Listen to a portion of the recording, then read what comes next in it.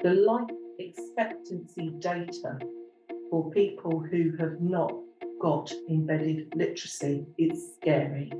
It's 9 years, at least 9 years less mortality if you cannot access reading.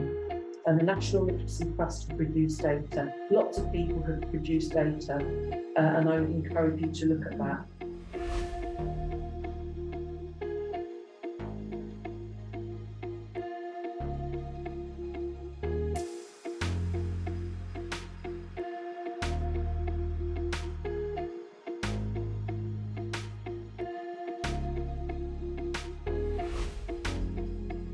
But onto education skills and training for levelling up. The space of assistive technology and employment support. They're both important. One is emerging and the other has always been there, but not necessarily in adequate scale.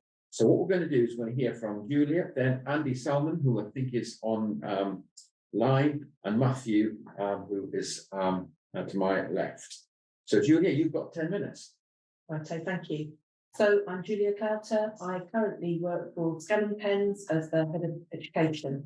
And in that role, I am very, very lucky that I can get into schools and talk to teachers about how they implement technology and support for young people in schools all the way across the country. My background is I'm a teacher. I was a teacher for 25 years. I spent at least 10 of those years in alternative provision at the Senko for secondary and then at the Senko at primary, and then supported with some advisory work as well.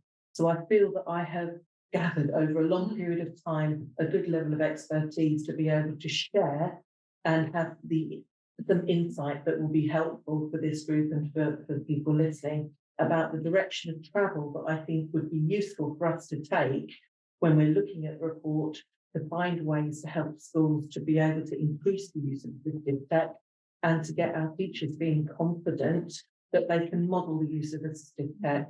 And I think this is the key thing.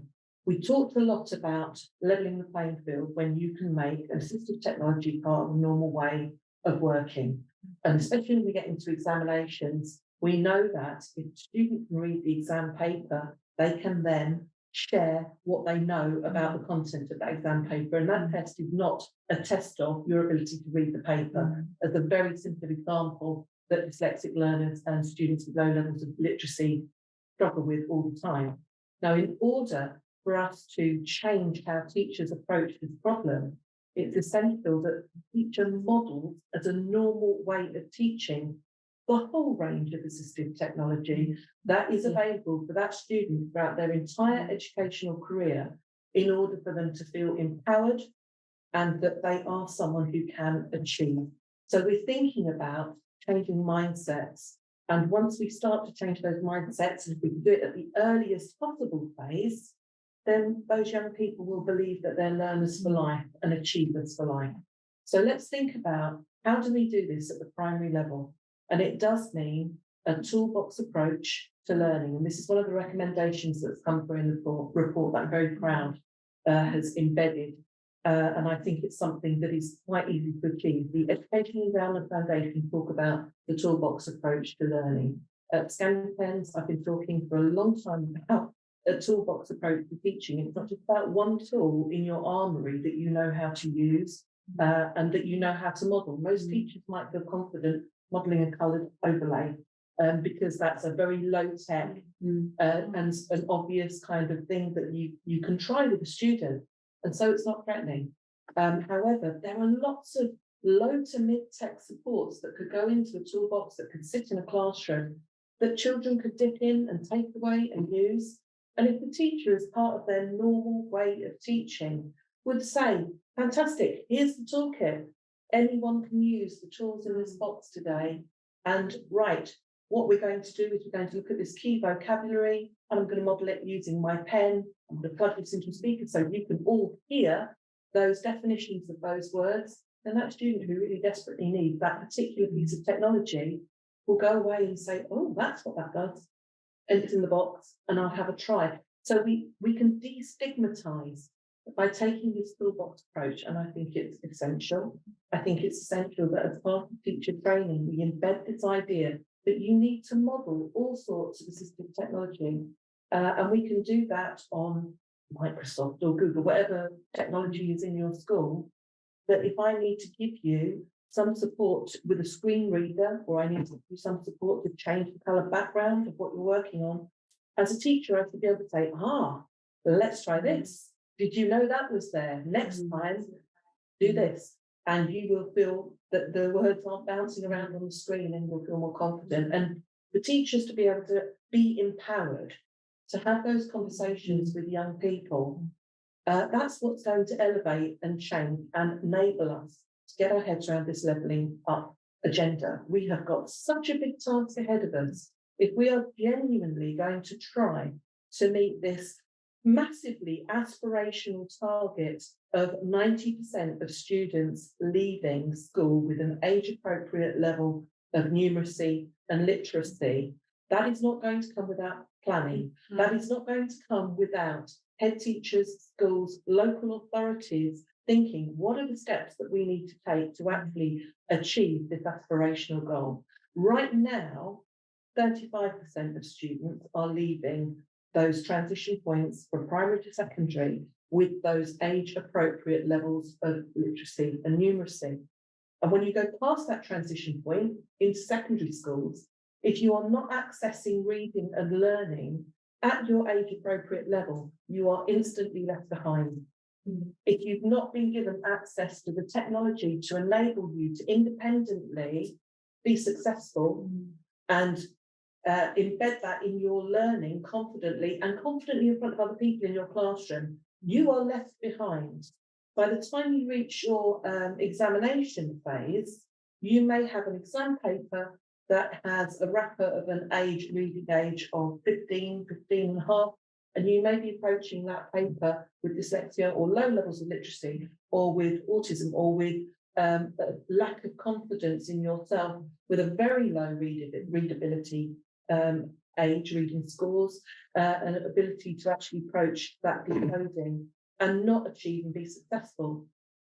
And we know it doesn't have to be like this. We know that the technology in your hand, which if you've used it as your normal way of working throughout school, you can take it into those examinations. Back to my point I made earlier about how important it is that agencies who are responsible for providing the assessments actually clarify what teachers can do, because there are so many teachers who are desperate to help, provide support, really want to do the best they can for students, but they're in the weeds and they're not confident enough to be able to think, yes, I can advise that you use this, we'll use it for this year, and then you can use it in your SATs and you can show me what you really know, and then you can be the best version of yourself and empowered. Every teacher feels like that, don't we? Isn't that why we wanted to teach? Because we wanted to nurture young people to be their best selves. If we get that wrong, it bites, because the school to prison pipeline for students who don't embed that learning, for students who don't feel confident, who don't feel empowered, who don't have the tools that enable them to work independently, end up, unfortunately, NEET, which is not in employment, education, or training. Some of them end up not with us at all because they don't survive the process, and many of them are on that school to prison pipeline, and then we've still got to support them. So you either support them in school by providing the right support, the modelling, the technology, the tools, or you can put the money in at the other end where they need high levels of support to be incarcerated. I think I know where I would put my money if I was having to make a decision about this. And I would really encourage politicians listening to what I'm saying with great passion to think, or saying with great passion to put the investment into the primary phase, so that teachers coming out of their training can use a wide range of assistive technology tools, but it's not a mystery. Michelle Catterson said something earlier about, I might not feel confident about a particular tool. I know Moon Hall do a fantastic job providing a wide range of tools for those dyslexic learners, specifically so that they can go into the workplace and be effective people who are fabulous for our economy, using their skills, using their intelligences, using what they can do to change our society for the better. That's what we're in it for. Why are we missing this trick?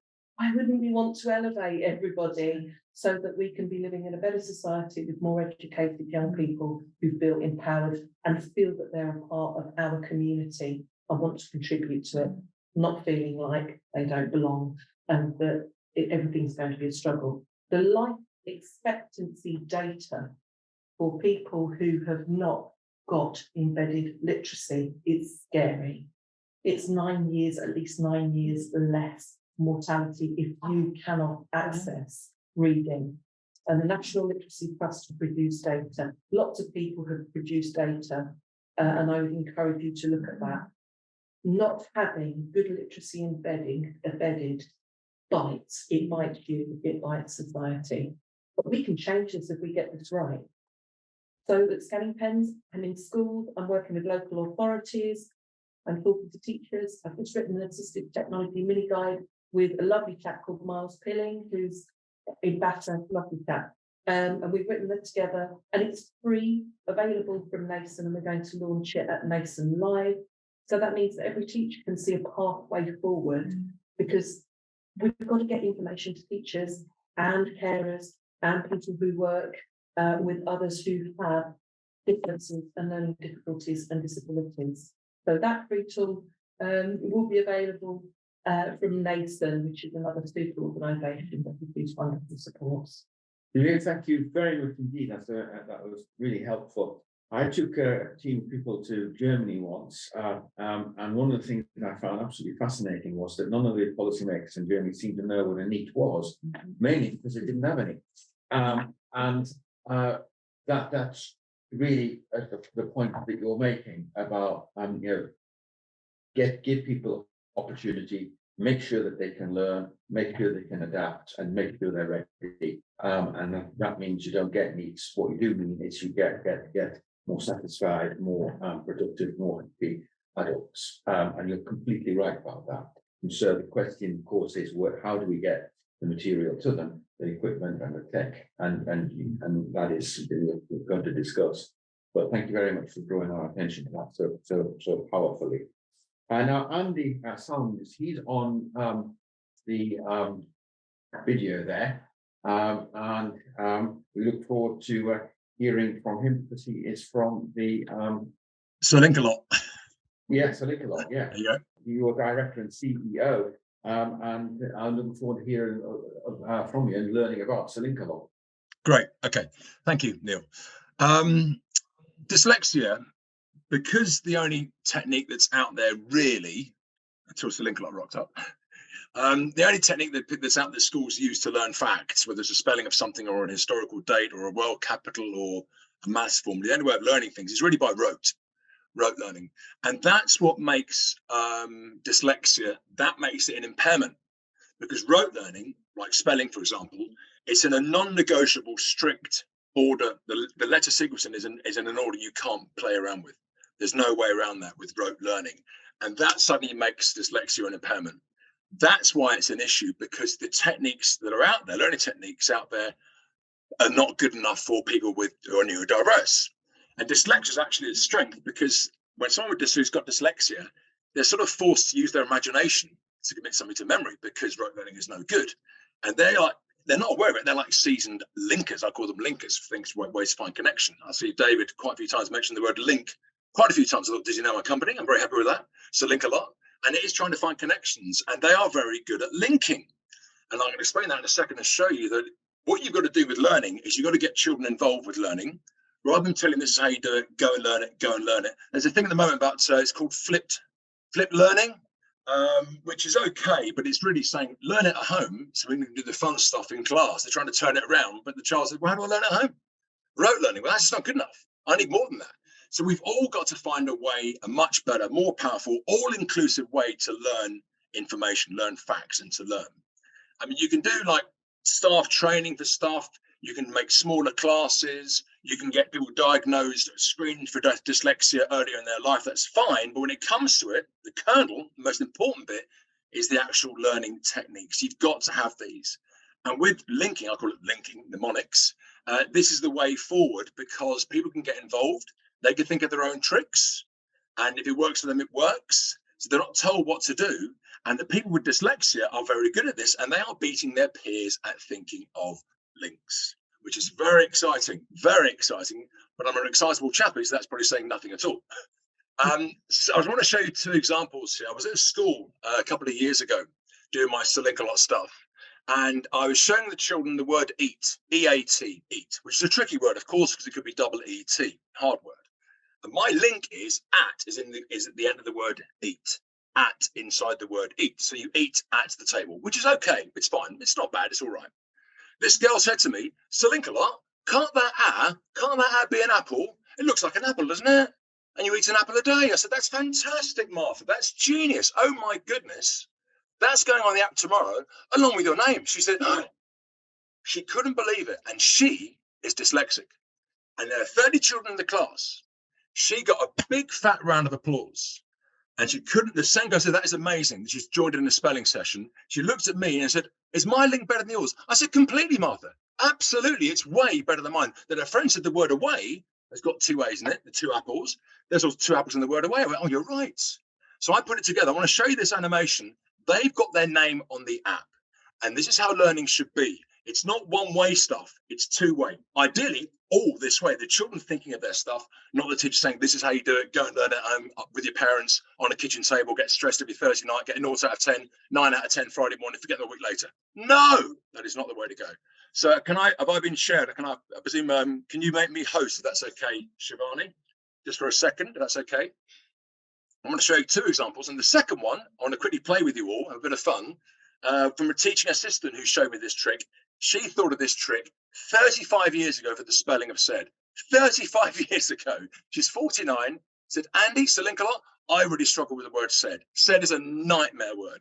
I thought of this when I was 14. Is it better than yours?" I said, "It is way better than mine, Lynn. You're a complete genius. It's going on the app tomorrow along with your name." And she skipped off with a smile on her face and a spring in her step. It was wonderful to see. Both these people are dyslexic. Here we go. Let me show you this. Right. So bear with me, or as teenage girls say, bear with. Come with, talk to the hand, face not listening. Here we go. Very exciting. Eat and away. There is an apple in the middle of the word eat, and there are two apples in the word away. Eat an apple a day to keep the doctor away. Look at their names. Martha is dyslexic. That is awesome. That is so, so cool. Let me just show you one more. This one for the word said. And I'm going to test you here. When you've worked it out, some of you, when you've worked it out, blurt it out or put your hand up to say, I can see what's going to happen here. I'm going to play this. After 10 seconds, I'm going to pause it. Let's see who works this out, okay? Here we go.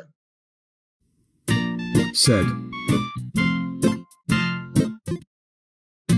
I know that's how you pronounce the word, but that's not how you spell it.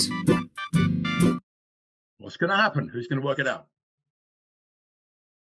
Do you turn the E? Pretty. Can we all give Pretty a big clap, please? Go Pretty. Go Pretty. Check her out. Here we go. Hold it. Wait a second. A bit of magic and ta-da! And there is Lynn's name. She thought of that, and she's dyslexic. Awesome. There are no rules, no system. And the great thing is with this sort of technique is you don't need a teacher next to them. You do not need a teacher. There's no training. If the child is not buzzed by this way of learning, this person next to them saying, "Look at it," it's not going to help. We've recently put in a pitch for that there's a fund. I don't know if you know, but there's a £2.5 million fund for the prisons. It's the Digital Content Innovation Fund. They're looking for resources that prisons can use in their cells without the staff, without teachers, that are dynamic and not like patronizing. Here's an 8-year-old book. You're an 8-year-old reader. Here's an 8-year-old book. No. And we pitched in. I did a Zoom with them and it went very, very well. This is a great way to learn. It gets people involved with the whole thing. Do not say to children, embrace your dyslexia while they get 0 out of 10. They're not going to buy that. But with Linkalot or these linking techniques, they get 9 out of 10. They've got your attention. This is the way to learn things. By the way, one last thing very quickly. I did a Zoom with Matt Hancock last week. Brilliant. I've got this thing called Spellebrities, where I do a 10-minute Zoom. They misspell the words. They then see the animations. They get them correct and say, "Oh, wow, this is fantastic." I said, "Well done. You are now a Spellebrity." Matt can now spell embarrass, accommodation, maneuver, onomatopoeia, diarrhea, and he got them all wrong initially. And he said, with diarrhea, he said, I've never spelled that correct in my life. I cannot believe this. He spelled them all correct in 5 minutes like that. Matt loved it. So if you know anybody famous, if you've got any celebs, get on my case. All right. So that's a bit of a sales pitch, but I'm trying to say that this is a really good, fun way to learn. It just takes away all this training and the pressure on staff. You don't need it. Click on the app. Bob's your uncle. Well, Andy, thank you very much. That is definitely a new twist on knowledge and skills. So thank you for bringing that to our attention, and we'll discuss that in more detail after we've heard from our sixth speaker, who is going to be talking as a final part. Matthew has already been introduced by me by accident on an earlier outing. But he is Director for Grants and Investment for Youth Futures. Thank you ever so much, Neil. I've got to say, Andy, I think I am dyslexic, but I've never been diagnosed. Went through my whole school life without a diagnosis. And my daughter is now going through a dyslexia assessment process. I think she might have dyspraxia as well. But I've never been able to spell special. So maybe your technique can help me after. And Julia, I want the pen. I've never heard of that before. I'd really like to go. It sounds really good. Demo after. The spelling of special, the CIA have got special agents, CIA in the middle. Seven letters, 007 letters. Come on. Thank you, Andy. We love it. Sorry. Really appreciate that. So my name is Matthew Poole. I'm Director of Grants and Investment at an organisation called the Youth Futures Foundation. And we're all about helping to get young people into work. And we're particularly focused on young people that are not in education, employment or training. So NEET, for those of everyone who knows that term. And I'll use that term in the rest of what I'm going to say. We have a What Works Centre. And so our focus is, yes, absolutely about supporting young people through the grants that we make. But it's actually about generating evidence, because we recognise we had some funding from the government. And if we tried to disperse that amongst all young people in the country that needed support to get good jobs, it wouldn't get us very far. But actually, we're all about systemic change. So using evidence to influence policymakers, practitioners, other funders and other stakeholders. So it's all about the evidence. But we're kind of grounded and centred in the voice of young people. So we have a youth reference group who guide, lead and support all of the work, all of the funding that we do. And we've got a mantra around nothing for us without them. So they're central to all of our work and research and evidence generating. Now, we don't have any specific data that tells us about the impact of having a specific learning disability or dyslexia on employment outcomes. But we have done some research looking into some of the risk factors and the overlaps in data. So we now know that you're more likely to become NEET and have the scarring effects of becoming NEET if you have a special educational need. Okay, number one. Secondly, if you have a special educational need and your highest qualification is below a level 2, again, you're more likely to become NEET. Then, if you have a special educational need, including dyslexia, your highest qualification is below a level 2 and you are male, you're more likely to become NEET by the time you're 25. And then if you have a special educational need, your highest qualification was below a level 2, you are male and you've experienced childhood poverty, again, you're more likely. So we're starting to get a picture around those people that are most likely to become NEET, and therefore we can think about how do we target support, research, evidence, to target those kind of specific need groups of people. So we're funding a whole wide range of different providers that are delivering different types of support and learning from them, particularly around special educational needs. So we're doing a place-based programme. It's called Connected Futures, and one of them in particular is looking at SEND provision within a LEP area. So kind of like a macro geographical area, so not just within a local authority, but thinking about the coordination services, how local partners can work together, how the system can work for the young person, not against the young person. And that's at the early stages of development. So you might need to invite me back to talk about the outcomes of that in the future. But we're also looking at employer-based approaches as well. So supporting internships in particular, we're supporting a project called Project Search, who is supporting 110 employers, 1,000 young people a year who have got a special educational need or autism to kind of have a supportive way into work, so in-work support for that young person. So there's a lot to be said about the pathway to employment from leaving school. But actually, when we're talking about kind of in the workplace, we need to acknowledge that young people have to get jobs in the first place. So actually the recruitment processes, the way that they're assessed by employers, the way that they're selected, they're tested, and then ultimately supported in the workplace is really essential. And we launched 2 evidence reviews that we did with the Chartered Institute of Professional Development. And they talk about how do you recruit young people that face disadvantage, including learning disabilities, and then how do you retain them in work. So we don't want to create a culture where a young person can get a job, but then can't sustain it afterwards. So just a couple of things before I hand over, we'll move into some of the questions. One of the things that we found was if you don't get recruitment right, actually has a really negative impact on the young person and their confidence, their motivation to apply for future job opportunities. And I was going to tell you a really quick story because on our youth advisory group, we've got a young guy called Joel, and for World Dyslexia Day last year, he told the story. And it was a really sad story about his dyslexia holding him back from the career that he wanted. The fact that he had applied for so many jobs and written so many job application forms, which was painful to him because writing was not his strength, to just get rejection upon rejection, and sometimes not even get told he'd been rejected. So that whole thing of having to take longer to find a job, you know, remaining outside of education, employment and training, and the scarring effects that it had on his life as a result is just a really sad testament to what can happen to a young person if they're not properly supported. He talked a lot about the kind of adjustments that have helped him to find a job. He's now working in a supermarket part-time, but the use of plain English and imagery and to support understanding of questions that are being asked. He actually had support from a work coach to help fill in an application form. So the support from charities and other organisations outside of the statutory support system being so important.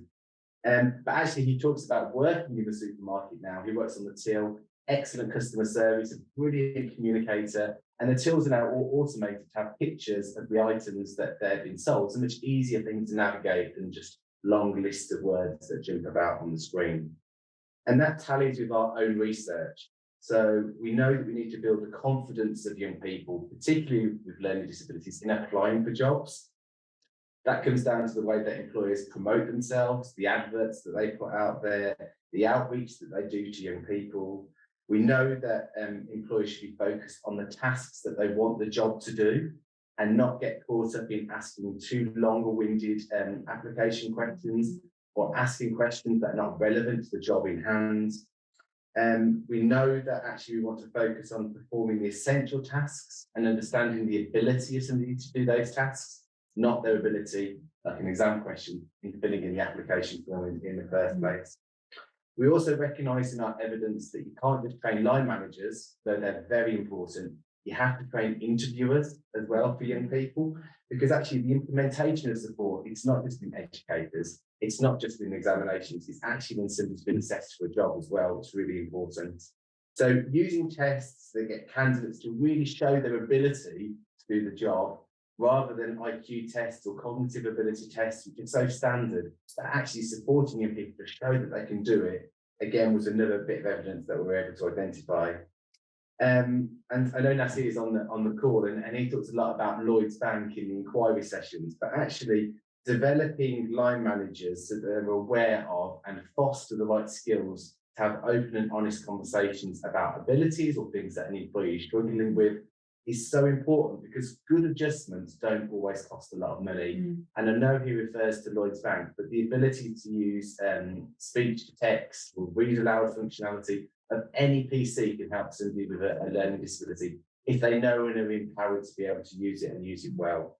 So yeah, just remember Joel's story. We have to remember that we should place the strengths of dyslexic young people, not just in an education setting, not just in their home life, but also as they enter and hopefully stay in work.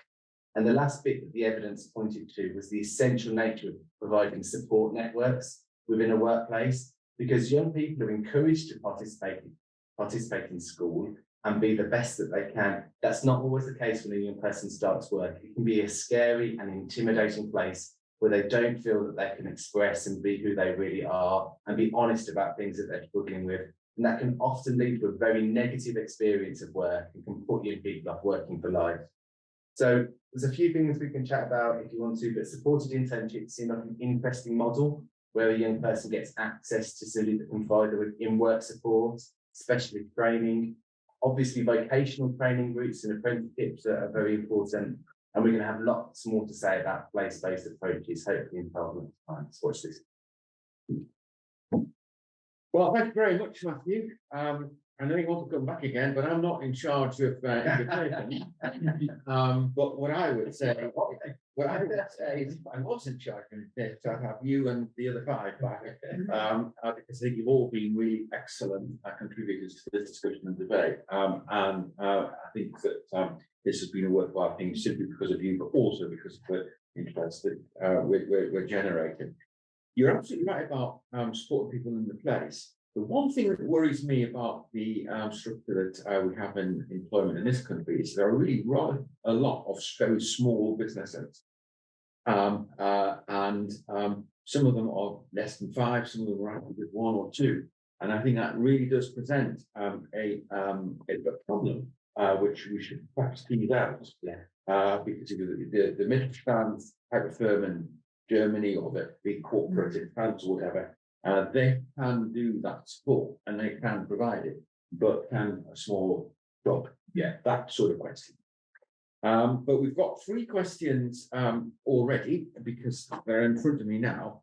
And as far as I know, Quinn Chandler, Head of Business Development at Scanning Pens Limited, and Pete Jarrett, of Managing Director of Tutorial Technologies Limited, are not in the room or on the screen. So I'm going to read out their question. How does the report address that young learners with dyslexia will be supported to reach the government's expected standards in reading and maths? And Julia, you've already mentioned 90% in your oration. So how can it? Yeah. So I think there are some key things that we can pay attention to. And it really has got to come back. I know I keep singing the same song, but you know, it's worth singing. It's to do with empowering teachers to feel confident about using assistive technology, using a toolbox approach, using a variety of tools. That also might be animation. This toolbox is a very broad kind of church. You know, there's a lot that you can put into it. And if you are somebody who is willing to just step away and think, how can I bring tool supports, multisensory learning opportunities to children in the classroom? It really doesn't matter too much what's in that toolbox. You will find things that will inspire young people to feel confident in their learning and skills. And I think that's what we have got to bear in mind. We've got to embed it as our normal way of teaching, feeling confident about using tools. That's number 1. I did mention it earlier. It's to do with the STA, it's to do with the people who set up and design the assessments. We've got to ensure that they give teachers confidence to use these tools. That's number 2. We also need to make sure that teachers know where to look and that they understand that there are assistive technology companies who are responsible, who do provide training, who will embed the support that is required. If they're a good assistive technology company, they will. So do challenge the people that you're buying the tools from and ensure that you get high quality support from them so that you can embed those tools across your curriculum with confidence. So an example I will give you is going into Wiltshire. Helen and I have been brewing up some thoughts and projects of how students can be supported, and working with Alison Savley and the BDA. There are a group of schools in Wiltshire who have achieved dyslexia friendly status. There are a lot of them. Alison's work and that team's work has been phenomenal. And the achievement that's being made in those schools is accelerating all of the children's progress, not just the dyslexic learners. If you get it right for dyslexic learners, you get it right for everybody. That's the main thing. The teachers being empowered and they are able to modify the learning environment to make it comfortable for all of those children. So let's use the skills that the BDA have and the knowledge of how to make things dyslexia friendly to support every child on that journey. Bring in your assistive tech companies like scanning pens who will come and train every teacher so that none of the teachers will say, what's that? Why are you using that? Put that away. Stop mucking about. Is it an MP3 pen? Unfortunately, if we don't give teachers knowledge about what students are doing, they make these assumptions that the student is doing something negative. And then they will put that tool away and they may not use it again. And that's a problem. So by ensuring that your tech companies are providing good implementation, they're talking to all staff, then we start to make a difference. Then we start to raise achievement. We've got a long way to go, 90%. So we've got to start doing the work now. Otherwise, we'll be there in 2030 saying, oh, 35% who aren't achieving. So these things take time. Teachers need to embed this thought and have a journey. We have a 3-year action plan. We have a literacy plan. They've got to be built in. I've been working with a school in Wigan, and it's an alternative provision. It's called Hope High. They brought me in because they bought 100 pens. I thought, wow, that's incredible. What are you going to do with 100 pens? Because they started by saying, we want to get children through the assessments. And then they realised they needed to get children through transitions with the technology that they needed, but they also needed all of their teachers to understand what the potential of the technology was so that they didn't have conversations that were negative. And they tackled it by saying, right, our secondary teachers need some understanding of phonics. Let's get a phonics expert in and talk to everybody about what that means. Because lots of secondary teachers have not had that foundation of understanding the importance of phonics. No. So looking at that school, they are building towards that goal, achieving that with those very challenging young people in that school, and they've made the plan and they're bringing in the experts and they're networking and they're supporting the right communities and the parents. We have got a couple more questions, Julie, so that's a very good answer. Probably a bit on the long side, but we're not going to drop you on the knuckles this time. I would say, scared. It's not wanting to answer more. what I would say is it's exactly 10 years ago that Michael Wilshaw's long tail of underachievement report was published, which noted that 1 out of every 8 children leaving primary school going to secondary school were actually unable to properly read and write. And you wouldn't start celebrating now because that has not really been reversed yet. And so you're completely right about the scale of the challenge. And I think you're also right and to emphasize the importance of CPD and teaching training because it is so fundamental. Do you want to say anything though on that subject? Well, I was just reflecting on what David said earlier about, there's a reason why maths and English and literacy levels are so important, and it's the pathway for life. Yeah, it's, there is absolutely a purpose and a reason why it's important that we reach these targets and we reduce this inequality, because it's going to set our young people up to succeed. And yes, it is about finding a job, and it is about being able to do a mortgage application form, and it is being able to complete, documents in the future that are important and hard to navigate. But I think that whole thing about leveling up is there's a challenge, and the way that we do that is with evidence and learning and good practice. And it's about putting young people at the centre of what they believe is required for them and not ignoring their viewpoint. And I think that point earlier about ethnic disparities is so important within this conversation space, because not everybody learns and understands in the same way. Not everyone has the same starting points. And we have to treat things with equity rather than equality in all situations. So I think there's something a lot here about, yes, targets are important. And yes, it's good to have that ambition. But we need to understand and reflect on what those targets mean for a young person outside of school and for the rest of their lives. Yeah. Okay, and I think we've all agreed that we really got to work hard on this one, and that this report is step in the right direction, but like all reports, they've got to be implemented and resourced. I think we'd all salute that with some rigour. So let's move on to Dr. Nasi Sabi, who is in the audience, I think.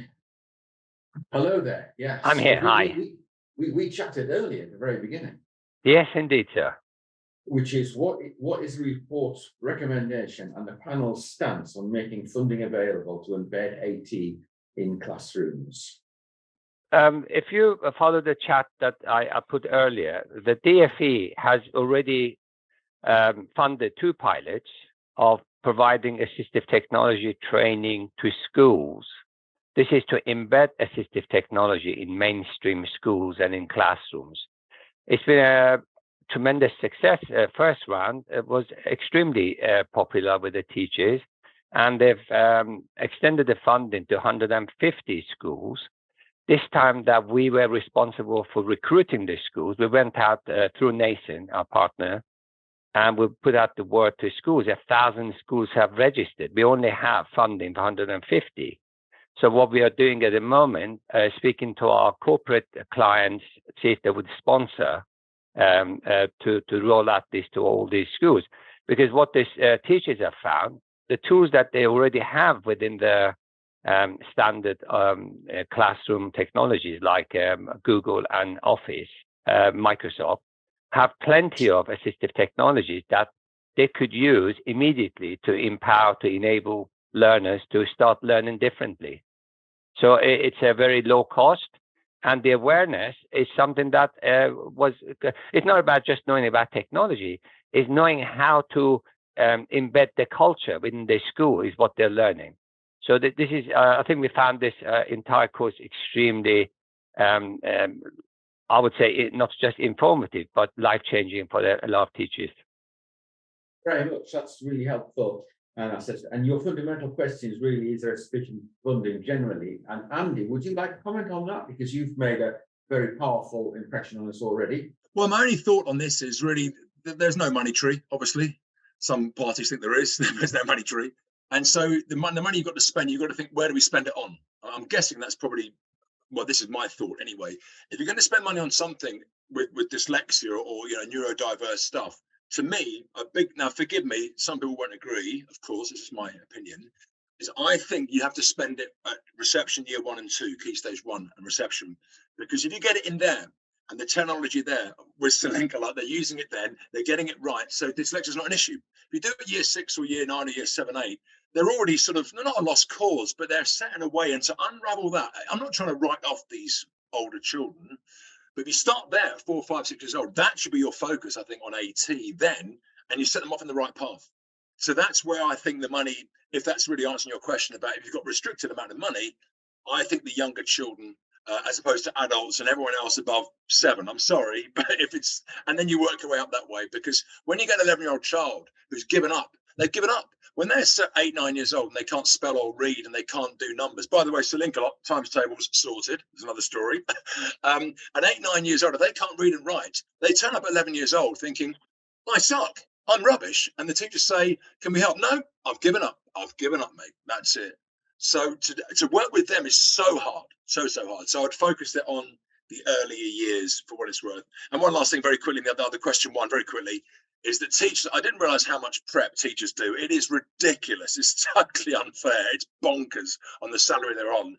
And primary school teachers wear so many hats. It's so hard for them. I've heard this recent term this week. I quite liked it.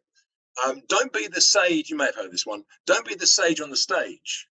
Be the guide on the side. And I think with technology, have the resource up there. With Linkalot, I do it every day, 5 minutes. Linkalot time, the teacher walks around the class helping children on an individual basis. And that's where learning should be. The technology should get their focus and get their attention. They behave well, and the teacher can then be a TA in it or do one-on-one work. That is the future, I think, rather than the teacher being at the front, because it's too much pressure on the teacher. It's ridiculous, especially for whatever the money is these days. Hopefully that sort of half answered your question. From what Andy just said, one of them is, where do we start? And that's the early years question, isn't it, Julie? It is. So the diagnosis for dyslexia, the earliest you can diagnose. You can diagnose it at average life. You would tend not to be much younger than 7 because kids can kind of wax and wane at different ages, but the indicators do kick in earlier. The indicators are there. And what we know about young people is sometimes they're just not ready for learning. That's very often the case with dyslexic learners. They just need more time, more play, more exploration. They're not quite ready for that phase of learning. And we're so fast to push people down the tube as fast as we can, shoot them out the other end with a particular outcome. I think we need to have more flexibility about how we manage the challenge of students who are going slower. we are still batch treating children like a factory output. And we've really got to reconsider this. So if we're going to put money somewhere, I agree. Key stage 2, I would probably say that's a great time to start looking at where do you provide some alternative routes for children who still need more time to give them developmental space. Because this question aligns also with the obvious difference between our fellow peers who are obsessed now with early years and the beginning of the reception class and before, as compared to what you might find in some Scandinavian countries where things don't get started until 7. So this is a debate which we need to have, I think, going forward. And my second question, again from Andy, because he's right about the emphasis on primary schools, but we've got a lot of primary schools with just 1 or 2 teachers. You know, we forget that. So his point about primary school teachers having an awful lot to do. Well, when you're in a school and there's only a head and an assistant teacher or something like that, then you've got another challenge, haven't you? And that needs to be talked about in some detail, I would have thought. But I think that's why what David was saying about school grouping together, like what we with the dyslexia friends, choosing the first batch of schools, and we've got a meeting in a couple of weeks, I think, I can't remember when. But we were very much about having like Wiltshire's a really weird, funny shape.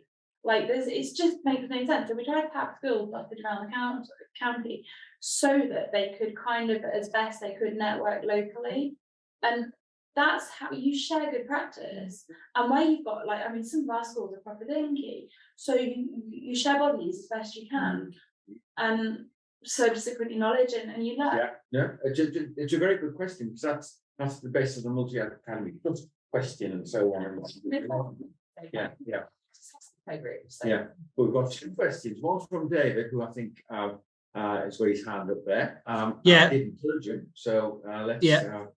So it's not really a question; it's more a comment on what we were just discussing. So I was about to say it's where multi-academy trusts really do work, especially all through multi-academy trusts. One of the wonderful things about having nursery to post 16 is that the staff can talk to each other throughout the trust. So our year 1 teachers can talk to our key stage 3 teachers about phonics, and our key stage 4 teachers can talk to our early years teachers about developmental stages, etc., etc. That's where it really does work. So that's part of it. The other bit is it's really important when we're looking at very, very young children to remember that when they're born has a huge impact, and that can carry on through, and you can even see it in national data at GCSE. So an August born child developmentally may not be in the same position because actually they've missed a year compared to another year 1 or year 2 or year 3 child. A year when you're only 5 is a long time. Okay, Andy, a quick word from you before we move on to the next question. Yes, just about the key stage 2 suggestion is a lot of children come key stage 2, year 1 and 2. They're not bothered about. They don't think, oh, I suck at spelling. They're not too down about it. They're okay about it. Having presented at 500 schools, they're not too bad. But come. Hold it one sec. Put your hand up if you want. Come year 3, they start thinking, hold it, I'm not good at spelling. My mates are taking the mick. My parents are aware of it, and it's kicked in. So if you leave it till then, they're already grumpy. I presented at many schools where I do year 3 presentations. Some of the children, the old spelling, grr, was year 1, 2, they're okay. So the earlier you do it, now the fact that dyslexia kicks in for some children at 7 years old, they learn the words at 5, 6. If it kicks in, there's no side effect. So I think it's a huge thing to do key stage 1. Key stage 2, they're starting to get grumpy and wound up by it. Nip it in the bud at 5 years old. Thank you, Andy. That's really good. Helen, I'm not entirely sure you're completely in agreement with that, but what we're going to do is have another question whilst you consider that. And this is from a local education authority leader who is, according to my notes, unnamed. But he or she has asked, given that levelling up aims to drive down inequalities, what approaches are being currently taken to do the same in employment systems? And for you, really, Matthew, to encourage conversations on SEND and to make policies more inclusive. And we've already touched upon that when we raised the question of ethnicity. Yeah, I think, it's really interesting and a really big question. because I guess ultimately a lot of it comes down to our ability to understand where support is needed and being able to make sure that resources which are sparse and scarce are directed to support those people that need it the most. So having the data and the understanding of the data to pinpoint support, I think is part of that answer.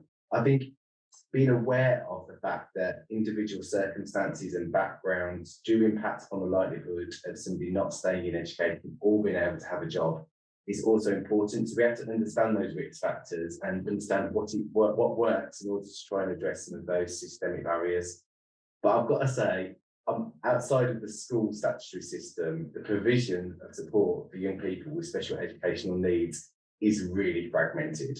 So you've got a voluntary and community sector that has been stripped of resources, that, you know, struggles, fights, competes for funding opportunities. And Steve O'Brien, in the inquiry session on working age adults, spells this out so beautifully in terms of, you know, a funding contract for 6 months that ends, then what happens to the people that then can't access that support and provision? So, you know, the voluntary community sector is doing an amazing job for young people that have fallen through the gaps, as Helen said right at the start of the presentations this afternoon, or those young people that find themselves in a particular pickle, like I heard those words because it's true. And those young people, when they finish school, the transition to employment can be incredibly difficult, if not impossible. And when you think about the system as it's currently set up, you know, the availability of services and the ability to be diagnosed later in life, the lack of funding, the training for staff, the disconnection of services, poor coordination, like it's a horrific list of things that can go wrong for a young person. And personally, I don't believe it should be down to luck or someone's postcode to depend on whether or not they're going to get a good job in life. So yes, there are solutions. The voluntary community sector do amazing work. Local authorities have good support and provision in certain places, but we need to do more to make sure that the evidence and good practice from those exemplars is available to everyone, and that there's funding to be able to support those kind of good practice examples. Right, thank you. That's really helpful answer, and that's good stuff. There's a theme in chat box around coloured overlays. Do you want to talk about that quickly, really? I'm happy to. Coloured overlays are great if you have visual disturbance. We have to kind of separate the conversation between visual disturbance and dyslexia. The two don't necessarily go together, and there's a lot of confusion. Some people get very upset when you say an overlay can be supported because they think you're saying a coloured overlay will cure dyslexia. You're not. What we know is that lots of children will find words on the page, stop writing around if you just put a coloured overlay on. We also know that some children just feel a bit special because you've said, you know what, I've got a magic pencil, and if you use that, you're going to do some fabulous work with it today. And it just depends on the child what is going to motivate them and help them feel that they can achieve more. You don't necessarily need to be science-backed with coloured lenses just to make a child feel more confident to achieve. And I think when we're talking about early years, that's important. The difference with dyslexia is that you need a proper diagnosis. It's a medical diagnosis, and it's not always linked to scotopic sensitivity or early need for colour overlay. And I understand that people do get really hot under the collar about this issue, because I sometimes feel it myself that there is some sort of snake oil peddlers around the lens community, and you do have to be careful about that. But do you know what? If I give you a magic pencil and you do a fabulous piece of work with it, then I've done a great job today. Well, thank you, because your answer covered most of the points there and the concern of some of the questions. So thank you very much. Right, well, we're coming towards the end of this 2-hour session. And I hope you're disappointed about that, because we could have gone on for another hour. But we have to reflect the fact that many people will be wanting to go home and do whatever they want to do. But I want to thank all of the speakers and all the contributors for what we've said and done. It's been absolutely great. I think the dialogue has been exceptionally good. And what is more, we've actually sensibly teased out some of the issues, I think, quite effectively. So I think this demonstrates 3 things about the report. 1, it's a good report, properly evidence-based, but it needs to be implemented properly. Second, there are some issues which we still need to think about in the context of delivery, and we've actually touched upon those quite well. And then, of course, third is always the looming one about resources, and we're going to actually do and how we're going to make sure it all happens. And that's very much part of the story as well. This is also part of the Levelling Up Commission that Curia has come up with, and I'm part of. And the Commission is looking at several areas of public policy, healthcare, for example, criminal justice system, education, and so on. Why is it looking at all of those and more? Well, because they're linked. And it's very important to understand the relationship between policy making. You can't just make policy in a silo. You've already mentioned silos yourself. And that is really essential. So when we're talking about levelling up, we must really mean that we level up in using different levers down from the northeast. And I often wonder why it is that the northeast is still, to be honest, lagging behind a bit in certain areas. I wouldn't necessarily say in all areas, but there is some evidence.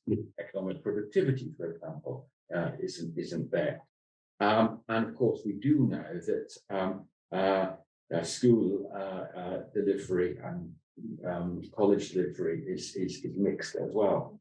So the Levelling Up Commission is really looking at the detail here and seeing how issues like the one we've just been discussing can be applied to the wider questions that I've just mentioned as well. Because fundamentally, if you're levelling up, it does not mean some people are leveled down. It does mean that the one people are actually given fair opportunities.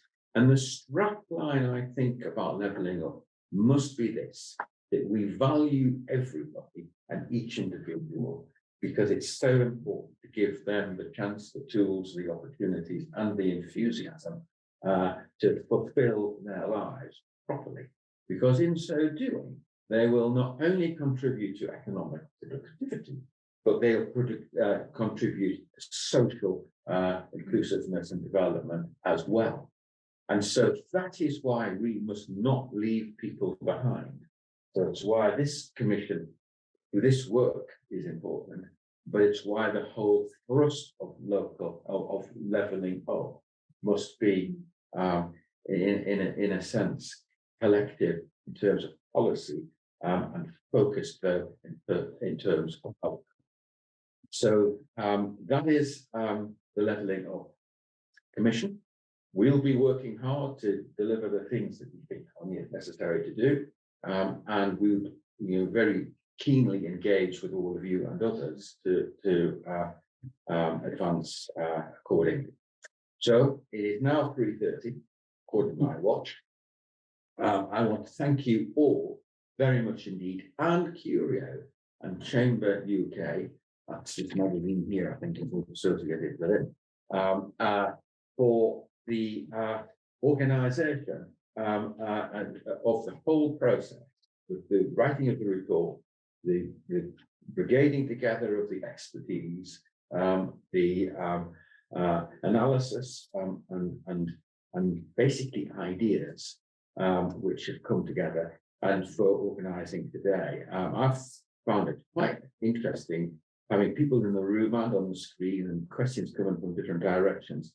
Martin's been kind of the victim of that, because twice I've got them wrong in terms of name, and you too. But all of us have a great afternoon, I think, and thank you very much. Thank you. Thank you. Well done.